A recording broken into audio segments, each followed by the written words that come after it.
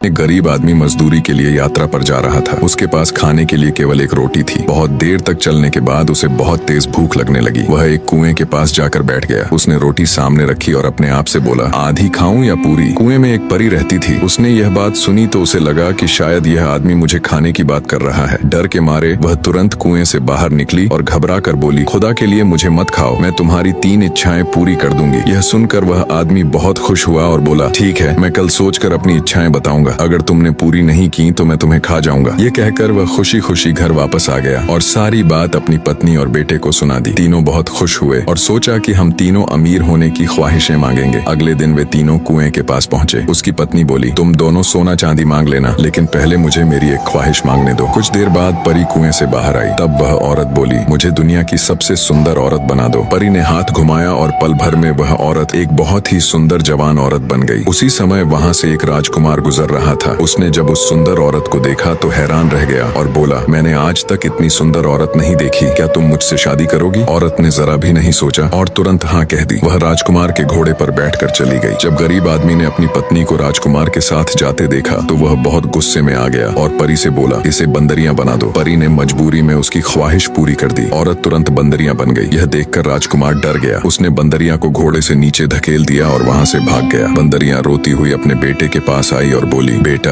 अब आखिरी ख्वाहिश तुम मांगो और मुझे फिर से पहले जैसा बना दो। बेटे ने परी से कहा, मेरी माँ को उसकी असली हालत में वापस कर दो। परी ने तुरंत ऐसा कर दिया। औरत फिर से पहले जैसी बन गई। अब तीनों की तीनों ख्वाहिशें खत्म हो चुकी थीं। परी मुस्कुराकर बोली, लालच और नासमझी इंसान से सब कुछ छीन लेती है। जो किस्मत में होता है उससे ज्यादा किसी को नहीं मिलता। ये कहकर परी कुएं में वापस चली गई और वे तीनों खाली हाथ घर लौट गए।